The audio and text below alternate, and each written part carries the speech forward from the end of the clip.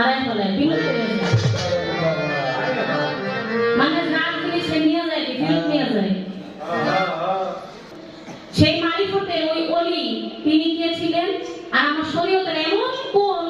আইন যেটা তিনি অবমাননা করতে চেয়েছিলেন বিধায় তার অলিপ্ত